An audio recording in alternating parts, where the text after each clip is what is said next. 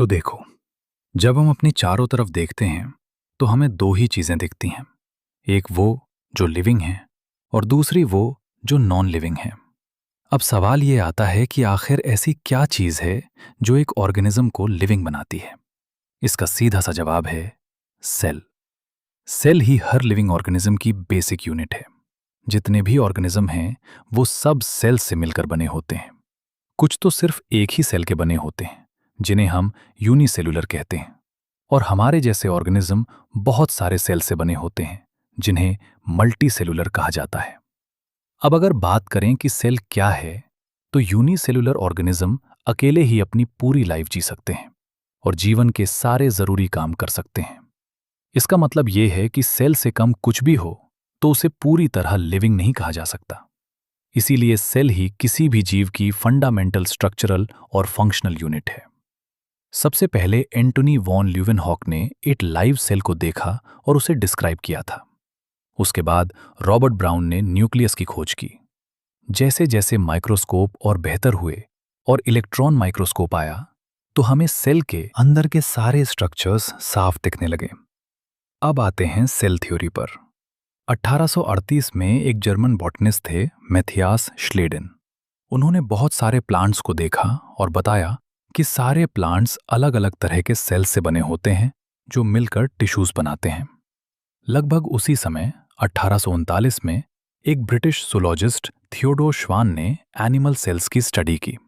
उन्होंने बताया कि एनिमल सेल्स के बाहर एक पतली परत होती है जिसे आज हम प्लाज्मा मेम्ब्रेन कहते हैं। श्वान ने यह भी पाया कि प्लांट सेल्स में एक सेल वॉल होती है जो उनकी एक यूनिक पहचान है। इसी बेसिस पर श्वान ने यह हाइपोथेसिस दी कि पौधों और जानवरों की बॉडी सेल्स और उनके प्रोडक्ट से बनी होती है। श्लेडेन और श्वान ने मिलकर सेल थ्योरी तो बना दी, पर वो ये नहीं बता पाए कि नए सेल्स बनते कैसे हैं। फिर 1855 में रुडोल्फ विर्चो आए, जिन्होंने पहली बार समझाया कि सेल्स डिवाइड होते हैं और नए सेल्स पहले से मौजूद सेल्स प्री एग्जिस्टिंग सेल्स से ही बनते हैं, जिसे उन्होंने ओमनिसेलुला ए सेलुला कहा। उन्होंने पुरानी थ्योरी को सुधारकर फाइनल रूप दिया कि एक, सभी लिविंग ऑर्गेनिज्म सेल्स और उनके प्रोडक्ट से बने हैं और सारे सेल्स पुराने सेल से ही बनते हैं। अब सेल का एक ओवरव्यू ले लेते हैं। आपने अनियन पील या ह्यूमन चीक सेल्स को माइक्रोस्कोप में देखा होगा। ब्याज का सेल एक टिपिकल प्लांट सेल है जिसके बाहर एक सेल वॉल होती है और उसके अंदर सेल मेम्ब्रेन। वहीं इंसान के गाल के सेल्स में बाहर की तरफ सिर्फ एक मेम्ब्रेन होती है। हर सेल के अंदर एक घना और मेम्ब्रेन वाला स्ट्रक्चर होता है जिसे न्यूक्लियस कहते हैं। इसी न्यूक्लियस के अंदर क्रोमोसोम्स होते हैं जिनमें जेनेटिक मटेरियल डीएनए होता है। जिन सेल्स में मेम्ब्रेन वाला न्यूक्लियस होता है उन्हें यूकैरियोटिक कहते हैं, और जिनमें ऐसा न्यूक्लियस नहीं होता उन्हें प्रोकैरियोटिक कहते हैं। दोनों तरह के सेल्स में एक सेमी फ्लूइड मैट्रिक्स भरा होता है जिसे साइटोप्लाज्म कहते हैं। सेल की सारी एक्टिविटीज इसी साइटोप्लाज्म में होती हैं ताकि सेल जिंदा रहें। यूकैरियोटिक सेल्स में न्यूक्लियस के अलावा और भी कई मेम्ब्रेन वाले स्ट्रक्चर्स होते हैं जिन्हें ऑर्गेनेल्स कहते हैं, जैसे ER, Golgi complex, lysosomes, mitochondria, microbodies और वैक्यूल्स। लेकिन प्रोकैरियोटिक सेल्स में ये मेम्ब्रेन वाले ऑर्गेनेल्स नहीं होते। एक खास बात यह है कि राइबोसोम्स बिना मेम्ब्रेन वाले ऑर्गेनेल हैं जो प्रोकैरियोटिक और यूकैरियोटिक दोनों में मिलते हैं। ये सिर्फ साइटोप्लाज्म में ही नहीं बल्कि क्लोरोप्लास्ट, माइटोकॉन्ड्रिया और रफ ईआर पर भी पाए जाते हैं। एनिमल सेल्स में एक और बिना मेम्ब्रेन वाला ऑर्गेनेल होता है जिसे सेंट्रोसोम कहते हैं, जो सेल डिवीजन में मदद करता है। आखिर में सेल्स का साइज और शेप बहुत अलग हो सकता है। जैसे माइकोप्लाज्मा सबसे छोटे सेल हैं, सिर्फ 0.3 माइक्रोन, जबकि बैक्टीरिया 3 से 5 माइक्रोन तक हो सकते हैं। इस तरह हर सेल अपनी बनावट और काम में एकदम अलग होता है। लेकिन क्या आपको पता है कि सबसे बड़ा अकेला सेल कौन सा है? वो है शुतुरमुर्ग का अंडा, यानी एग ऑफ एन ऑस्ट्रिच। अगर हम इंसानों की बात करें तो हमारे रेड ब्लड सेल्स आरबीसीज का डायमीटर लगभग 7.0 माइक्रोन होता है और नर्व सेल्स दुनिया के सबसे लंबे सेल्स में से एक माने जाते हैं। सेल्स का शेप भी उनके काम के हिसाब से बहुत अलग अलग हो सकता है। ये डिस्क जैसे, पॉलीगोनल, कॉलम की तरह लंबे, क्यूब जैसे, धागे की तरह या फिर एकदम इर्रेगुलर भी हो सकते हैं। अब थोड़ा गहराई से समझते हैं प्रोकैरियोटिक सेल्स को। इनमें bacteria, blue green algae, mycoplasma और पीपीएलओ, प्लेउरोन्यूमोनिया लाइक ऑर्गेनिजम्स शामिल हैं। ये सेल्स यूकैरियोटिक सेल्स के मुकाबले काफ़ी छोटे होते हैं और बहुत तेज़ी से मल्टीप्लाई करते हैं, यानी अपनी संख्या बढ़ाते हैं। बैक्टीरिया के 4 बेसिक शेप्स होते हैं: बेसिलस, रॉड जैसा; कोकस, गोल; विब्रियो, कोमा जैसा; और स्पाइरलम, स्पाइरल। प्रोकैरियोटिक सेल्स का बेसिक ढांचा लगभग एक जैसा ही होता है, चाहे उनका शेप या काम अलग हो। माइकोप्लाज्मा को छोड़कर लगभग सभी प्रोकैरियोट्स में सेल मेम्ब्रेन के बाहर एक सेल वॉल होती है। इनके अंदर जो फ्लूइड भरा होता है उसे साइटोप्लाज्म कहते हैं, लेकिन यहाँ कोई वेल डिफाइंड न्यूक्लियस नहीं मिलता। इनका जेनेटिक मटेरियल बिल्कुल नंगा यानी नेकेड होता है, क्योंकि उसके चारों तरफ कोई न्यूक्लियर मेम्ब्रेन नहीं होती। ज्यादातर बैक्टीरिया में इस मेन जीनोमिक डीएनए, जो कि सिंगल सर्कुलर होता है, के अलावा छोटे छोटे सर्कुलर डीएनए के टुकड़े भी होते हैं, जिन्हें प्लाज्मिड्स कहते हैं। ये प्लाज्मिड्स बैक्टीरिया को कुछ खास गुण देते हैं, जैसे कि एंटीबायोटिक से लड़ने की ताकत। प्रोकैरियोट्स में यूकैरियोट्स की तरह कोई ऑर्गेनेल्स नहीं होते, सिवाय राइबोसोम्स के। इनके पास कुछ यूनिक चीजें होती हैं, जिन्हें इंक्लूजन बॉडीज कहते हैं। साथ ही इनकी सेल मेम्ब्रेन अंदर की तरफ मुड़कर एक खास स्ट्रक्चर बनाती है, जिसे मेसोसोम कहते हैं, जो प्रोकैरियोट्स की एक बड़ी पहचान है। अब बात करते हैं सेल एनवेलप और उसके मॉडिफिकेशंस की। ज्यादातर प्रोकैरियोटिक सेल्स, खासकर बैक्टीरिया में, एक बहुत ही कॉम्प्लेक्स 3 परतों वाला सुरक्षा कवच होता है। सबसे बाहर की परत को ग्लाइकोकैलिक्स कहते हैं, उसके बाद सेल वॉल आती है और फिर सबसे अंदर प्लाज्मा मेम्ब्रेन होती है। ये तीनों मिलकर एक प्रोटेक्शन यूनिट की तरह काम करते हैं। साइंटिस्ट क्रिश्चियन ग्राम ने एक स्टेनिंग तकनीक खोजी थी, जिसके बेसिस पर बैक्टीरिया 2 तरह के होते हैं। जो रंग पकड़ लेते हैं वो ग्राम पॉजिटिव, और जो नहीं पकड़ते वो ग्राम नेगेटिव कहलाते हैं। ये ग्लाइकोकैलिक्स भी अलग अलग बैक्टीरिया में अलग हो सकता है। कहीं ये एक ढीली परत की तरह होता है, जिसे स्लाइम लेयर कहते हैं, तो कहीं ये बहुत मोटा और सख्त होता है, जिसे कैप्सूल कहा जाता है। इसके नीचे वाली सेल वॉल का काम सेल को एक मजबूत शेप देना है, ताकि बैक्टीरिया फटे या पिचके नहीं। सबसे अंदर की प्लाज्मा मेम्ब्रेन सेलेक्टिवली परमिएबल होती है, यानी ये सिर्फ चुनिंदा चीजों को ही अंदर बाहर आने देती है। जैसा कि मैंने पहले बताया, यही मेम्ब्रेन अंदर की तरफ बढ़कर वेसिकल्स, ट्यूब्यूल्स या लैमेली के रूप में मेसोसोम बनाती है। ये मेसोसोम बहुत काम के होते हैं। ये सेल वॉल बनाने, डीएनए रेप्लिकेशन करने और डॉटर सेल्स में उसे बांटने में मदद करते हैं, और यहाँ तक कि सांस लेने और सेक्रीशन जैसे कामों में भी हाथ बटाते हैं। मेसोसोम के साथ साथ कुछ प्रोकैरियोट्स जैसे साइनोबैक्टीरिया में मेम्ब्रेन से बने और भी एक्सटेंशन होते हैं, जिन्हें क्रोमेटोफोर्स कहते हैं, और इनमें पिगमेंट्स होते हैं। अब अगर बैक्टीरिया के चलने फिरने की बात करें, तो वो मोटाइल भी हो सकते हैं और नॉन मोटाइल भी। अगर वो मोटाइल हैं, तो उनकी सेल वॉल से धागे जैसी पतली संरचनाएं निकलती हैं, जिन्हें फ्लैजेला कहते हैं। एक फ्लैजेला के 3 हिस्से होते हैं: फिलामेंट, हुक और बेसल बॉडी, जिसमें फिलामेंट सबसे लंबा हिस्सा होता है, जो सेल के बाहर तक निकला रहता है। फ्लैजेला के अलावा सेल की सतह पर पिली और फिम्ब्री भी मिलते हैं, लेकिन इनका चलने में कोई रोल नहीं होता।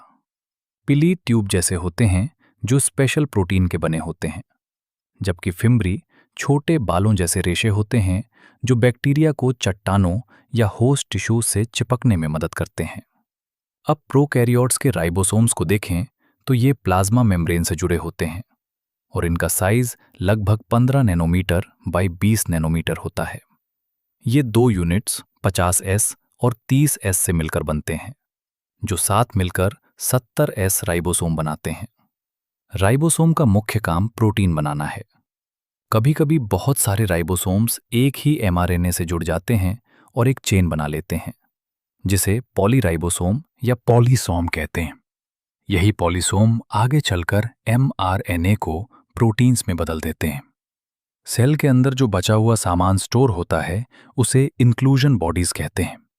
ये किसी मेम्ब्रेन से ढकी नहीं होती और साइटोप्लाज्म में आज़ाद घूमती हैं, जैसे फॉस्फेट ग्रेन्यूल्स या ग्लाइकोजन ग्रेन्यूल्स।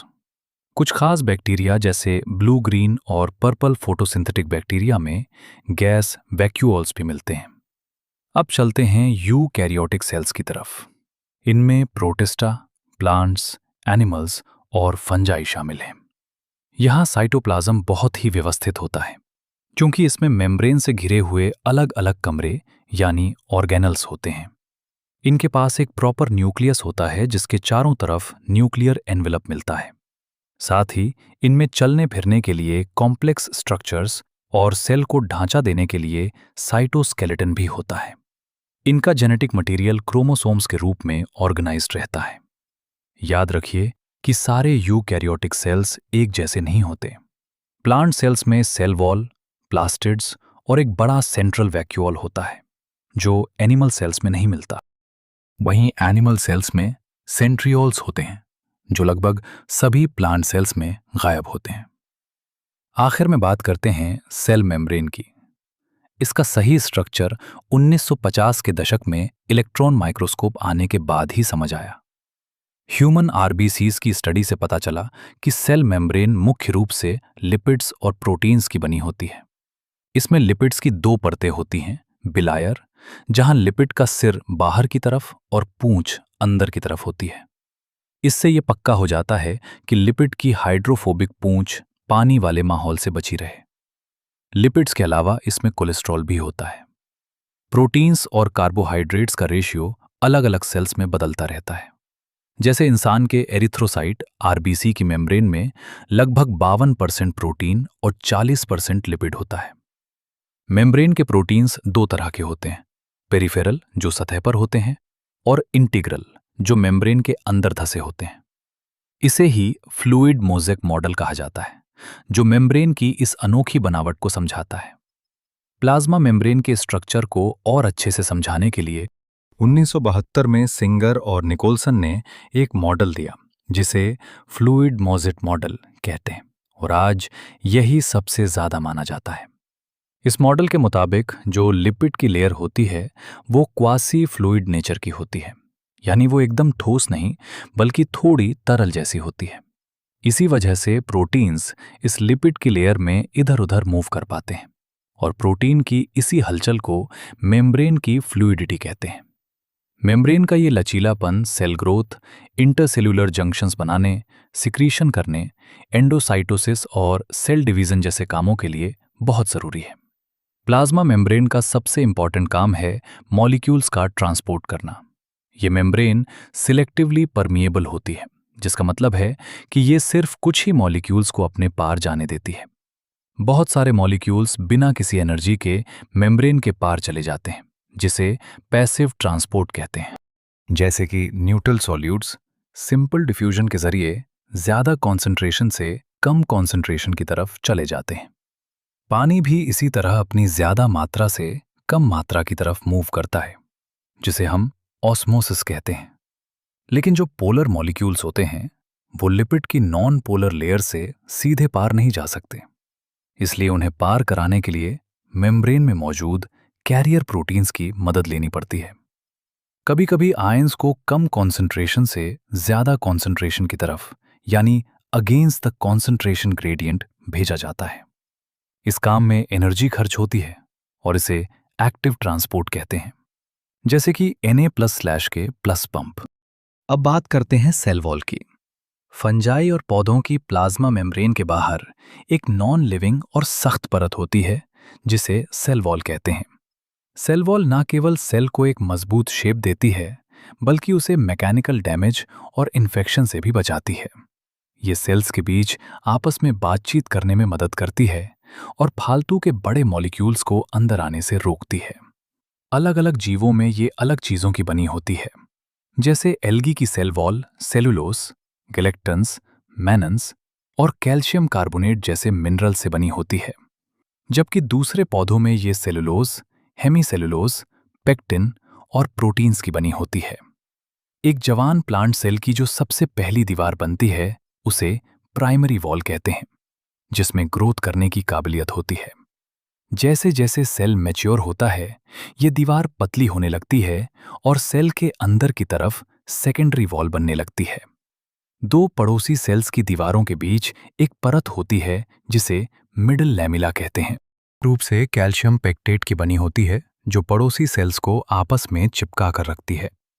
सेल वॉल और मिडिल लैमेला के बीच में छोटे छोटे रास्ते होते हैं जिन्हें प्लाज्मोडेस्मेटा कहते हैं, जो एक सेल के साइटोप्लाज्म को दूसरे सेल से जोड़ते हैं। इसके बाद आता है एंडोमेम्ब्रेन सिस्टम। वैसे तो सेल के अंदर हर मेम्ब्रेन वाला ऑर्गेनल अपने आप में अलग होता है और अपना अलग काम करता है, लेकिन कुछ ऑर्गेनल्स को हम एक साथ एंडोमेम्ब्रेन सिस्टम का हिस्सा मानते हैं क्योंकि उनके काम एक दूसरे से जुड़े होते हैं। इस सिस्टम में endoplasmic reticulum, ER, Golgi complex, lysosomes और वैक्यूओल्स शामिल हैं। चूंकि माइटोकॉन्ड्रिया, क्लोरोप्लास्ट और पेरोक्सीसोम्स के काम इनसे मेल नहीं खाते, इसलिए उन्हें इस सिस्टम का हिस्सा नहीं माना जाता। अब एंडोप्लाज्मिक रेटिकुलम यानी ईआर को थोड़ा डिटेल में समझते हैं। इलेक्ट्रॉन माइक्रोस्कोप से देखने पर पता चलता है कि साइटोप्लाज्म में छोटी छोटी ट्यूब जैसी स्ट्रक्चर्स का एक नेटवर्क फैला होता है जिसे ईआर कहते हैं। ये सेल के अंदर की जगह को दो हिस्सों में बांट देता है। एक वो जो ईआर के अंदर है, ल्यूमिनल, और दूसरा वो जो ईआर के बाहर साइटोप्लाज्म वाला हिस्सा है, एक्स्ट्रा ल्यूमिनल। अक्सर ईआर की सतह पर छोटे छोटे दाने जैसे राइबोसोम्स चिपके होते हैं। जिस ईआर पर राइबोसोम्स होते हैं उसे रफ एंडोप्लाज्मिक रेटिकुलम, आरईआर कहते हैं, और जहां ये नहीं होते उसे स्मूथ एंडोप्लाज्मिक रेटिकुलम, एसईआर कहा जाता है। आरईआर उन सेल्स में ज्यादा मिलता है जो प्रोटीन बनाने और उसे सिक्रीट करने का काम करते हैं। ये न्यूक्लियस की बाहरी मेम्ब्रेन से ही जुड़े होते हैं। दूसरी तरफ एसईआर का मुख्य काम लिपिड बनाना है और एनिमल सेल्स में स्टेरॉयडल हार्मोन्स भी इसी एसईआर में बनते हैं। फिर बारी आती है गोल्जी apparatus की। इसे सबसे पहले 1898 में कैमिलो गोल्जी ने न्यूक्लियस के पास एक गहरे रंग की जाली जैसी स्ट्रक्चर के रूप में देखा था। ये चपटी डिस्क की तरह दिखने वाली थैलियों से बना होता है जिन्हें सिस्टर्नी कहते हैं। इनका साइज 0.5 माइक्रोन से 1.0 माइक्रोन तक होता है और ये एक दूसरे के ऊपर समानांतर यानी पैरेलल रखी होती हैं। गोल्जी कॉम्प्लेक्स में सिस्टर्नी की संख्या अलग अलग हो सकती है। ये न्यूक्लियस के पास एक खास तरीके से सजे होते हैं, जहां इनका कॉन्वेक्स सिस या फॉर्मिंग फेस न्यूक्लियस की तरफ होता है और कॉनकेव ट्रांस या मैच्योरिंग फेस बाहर की तरफ। मजेदार बात यह है कि सिस और ट्रांस फेसेस एक दूसरे से बिल्कुल अलग होते हुए भी आपस में जुड़े रहते हैं। गोल्जी ऑपरेटर्स का मेन काम है मटेरियल्स की पैकेजिंग करना, ताकि उन्हें सेल के अंदर या बाहर सही जगह पर डिलीवर किया जा सके। जो भी सामान ईआर से आता है वो वेसिकल्स के रूप में गोल्जी के सिस फेस से जुड़ता है और फिर ट्रांस फेस की तरफ बढ़ता है। यही वजह है कि गोल्जी हमेशा ईआर के करीब रहता है। ईआर पर जो प्रोटीन्स बनते हैं उन्हें गोल्जी की सिस्टर्नी में थोड़ा मॉडिफाई किया जाता है और फिर वो बाहर निकलते हैं। गोल्जी ऑपरेटर्स ग्लाइकोप्रोटीन्स और ग्लाइकोलिपिड्स बनाने की भी एक बहुत जरूरी जगह है। इसके बाद आते हैं लाइसोसोम्स। ये भी मेम्ब्रेन से घिरी हुई छोटी थैलियां होती हैं जो गोल्जी ऑपरेटर्स में पैकेजिंग के दौरान बनती हैं।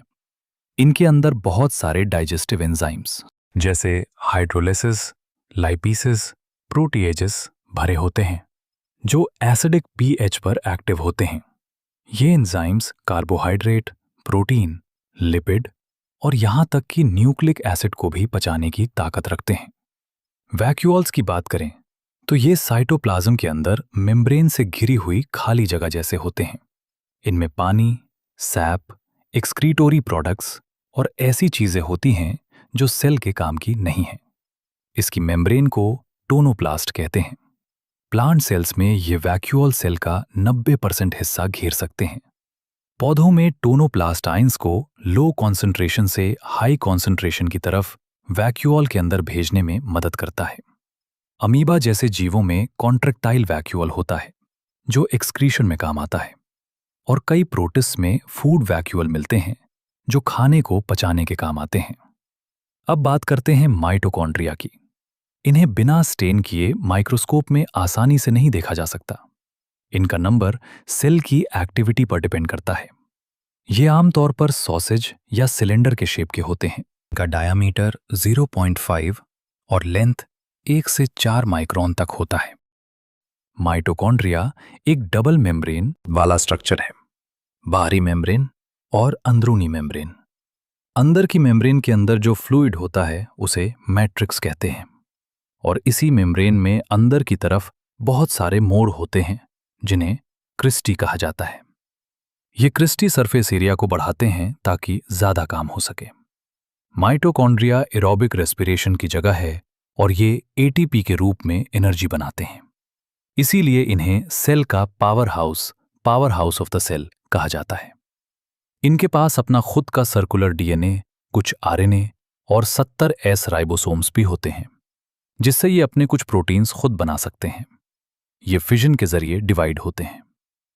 आखिर में आते हैं प्लास्टिड्स, जो सिर्फ प्लांट सेल्स और यूग्लिनॉइड्स में मिलते हैं। ये काफी बड़े होते हैं, इसलिए इन्हें माइक्रोस्कोप में साफ देखा जा सकता है। पिगमेंट्स के आधार पर ये 3 तरह के होते हैं: क्लोरोप्लास्ट, क्रोमोप्लास्ट और ल्यूकोप्लास्ट। क्लोरोप्लास्ट में क्लोरोफिल होता है जो फोटोसिंथेसिस के लिए सूरज की रोशनी को पकड़ता है। क्रोमोप्लास्ट में कैरोटीन और जेंथोफिल जैसे पिगमेंट्स होते हैं जो पौधों को पीला, नारंगी या लाल रंग देते हैं। ल्यूकोप्लास्ट रंगहीन, कलरलेस होते हैं और खाना स्टोर करते हैं, जैसे इमाइलोप्लास्ट स्टार्च स्टोर करते हैं, एलियोप्लास्ट तेल और फैट स्टोर करते हैं, और एल्यूरोप्लास्ट प्रोटीन्स स्टोर करते हैं। अब क्लोरोप्लास्ट को थोड़ा डिटेल में समझते हैं। ज्यादातर क्लोरोप्लास्ट हरे पौधों की मेसोफिल सेल्स में मिलते हैं। इनका शेप लेंस जैसा, गोल, अंडाकार या रिबन जैसा हो सकता है। इनकी लंबाई 5 से 10 माइक्रोन और चौड़ाई 2 से 4 माइक्रोन के बीच होती है। इनकी संख्या भी अलग अलग हो सकती है, जैसे क्लैमिडोमोनस में सिर्फ 1, तो मेसोफिल सेल्स में 20 से 40 तक। माइटोकॉन्ड्रिया की तरह ये भी डबल मेम्ब्रेन वाले होते हैं, जिनमें अंदर वाली मेम्ब्रेन कम परमिएबल होती है। अंदर के खाली हिस्से को स्ट्रोमा कहते हैं। स्ट्रोमा में चपटी थैलियों जैसे स्ट्रक्चर्स होते हैं जिन्हें थाइलाकॉइड्स कहते हैं। ये थाइलाकॉइड्स सिक्कों के ढेर की तरह सजे होते हैं जिन्हें ग्राना कहा जाता है। अलग अलग ग्राना को जोड़ने वाली नलिकाओं को स्ट्रोमा लैमेली कहते हैं। थाइलाकॉइड्स के अंदर की खाली जगह को ल्यूमेन कहते हैं। स्ट्रोमा में वो सारे एंजाइम्स होते हैं जो कार्बोहाइड्रेट और प्रोटीन बनाने के लिए जरूरी हैं। यहां अपना छोटा डबल स्ट्रैंडेड सर्कुलर डीएनए और राइबोसोम्स भी होते हैं। याद रखिए, क्लोरोप्लास्ट के राइबोसोम्स 70 एस, साइटोप्लाज्म के राइबोसोम्स 80 एस से छोटे होते हैं। अगला ऑर्गेनेल है राइबोसोम्स। इन्हें जॉर्ज पेलेड ने 1953 में इलेक्ट्रॉन माइक्रोस्कोप से दानेदार स्ट्रक्चर्स के रूप में देखा था। ये आरएनए और प्रोटीन्स के बने होते हैं और इनके चारों तरफ कोई मेम्ब्रेन नहीं होती। यूकैरियोटिक राइबोसोम्स 80 एस होते हैं, जबकि प्रोकैरियोटिक 70 एस। यहां एस का मतलब स्वेडबर्ग यूनिट है, जो इनके साइज और डेंसिटी को मापता है। हर राइबोसोम 2 सब यूनिट से बना होता है। 80 एस में 60 एस और 40 एस होता है, जबकि 70 एस में 50 एस और 30 एस होता है। इसके बाद आता है साइटोस्केलेटन। साइटोप्लाज्म में मौजूद प्रोटीन से बने धागे जैसे स्ट्रक्चर्स के जाल को साइटोस्केलेटन कहते हैं। इसमें माइक्रोट्यूब्यूल्स, माइक्रोफिलामेंट्स और इंटरमीडिएट फिलामेंट्स शामिल हैं। इनका काम सेल को मजबूती देना, उसे हिलने डुलने में मदद करना और सेल के शेप को बनाए रखना है। अब बात करते हैं सीलिया और फ्लैजेला की। ये सेल मेम्ब्रेन से निकलने वाले बालों जैसे स्ट्रक्चर्स हैं। सीलिया छोटे होते हैं और ऑर्स की तरह काम करते हैं, जिससे सेल या उसके आसपास का फ्लूइड मूव करता है। फ्लैजेला लंबे होते हैं और सेल की मूवमेंट के लिए जिम्मेदार होते हैं। अगर इनका इंटरनल स्ट्रक्चर देखें तो इनके बीच के हिस्से को एक्सोनिम कहते हैं, जिसमें माइक्रोट्यूब्यूल्स का 9+2 अरेंजमेंट होता है, यानी 9 जोड़े किनारे पर होते हैं और 2 अकेले माइक्रोट्यूब्यूल्स सेंटर में। ये आपस में ब्रिज और रेडियल स्पोक्स से जुड़े होते हैं। ये सीलिया और फ्लैजेला सेंट्रियोल जैसे दिखने वाले बेसल बॉडी से निकलते हैं। आखिर में आते हैं सेंट्रोसोम और सेंट्रियोल्स। सेंट्रोसोम में 2 साइलिंड्रिकल स्ट्रक्चर्स होते हैं जिन्हें सेंट्रियोल्स कहते हैं। ये एक दूसरे के परपेंडिकुलर 90 डिग्री पर रखे होते हैं। इनका स्ट्रक्चर बैलगाड़ी के पहिए कार्टव्हील जैसा होता है। इनमें किनारे पर माइक्रोट्यूब्यूल्स के 9 ट्रिपलेट्स होते हैं और सेंटर में प्रोटीन का बना एक हब होता है। ये सेंट्रियोल्स सेल डिवीजन के दौरान स्पिंडल फाइबर बनाते हैं और सीलिया फ्लैजेला की बेसल बॉडी भी तैयार करते हैं। न्यूक्लियस की खोज सबसे पहले रॉबर्ट ब्राउन ने 1831 में की थी। बाद में फ्लेमिंग ने इसे बेसिक डाइस से स्टेन किया और इसके अंदर मिलने वाले मटेरियल को क्रोमेटिन नाम दिया।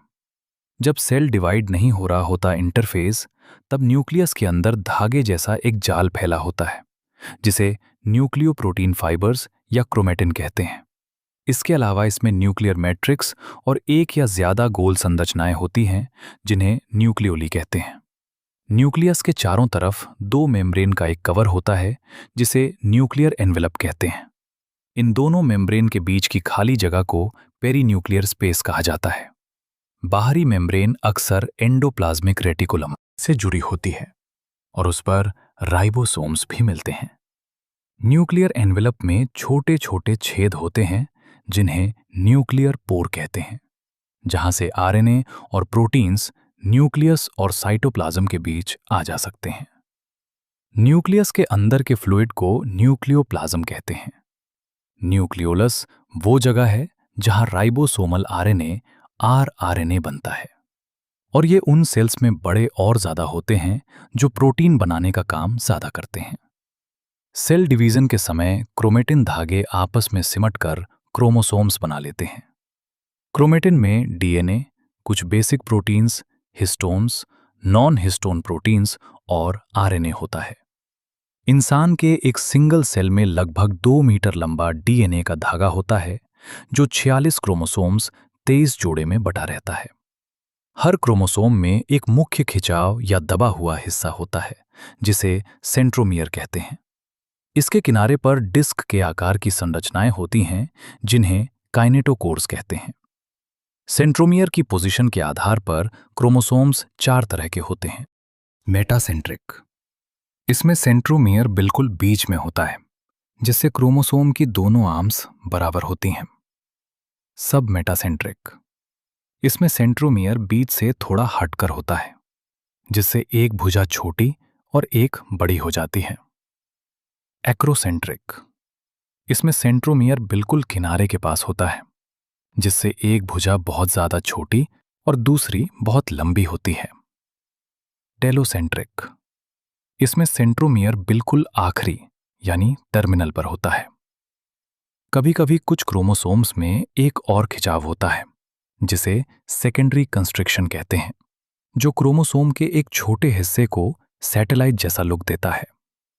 इसके अलावा सेल में बहुत छोटी मेम्ब्रेन वाली थैलियां भी होती हैं जिन्हें माइक्रोबॉडीज कहते हैं, जिनमें कई तरह के एंजाइम्स होते हैं और ये पौधों और जानवरों दोनों के सेल्स में मिलती हैं।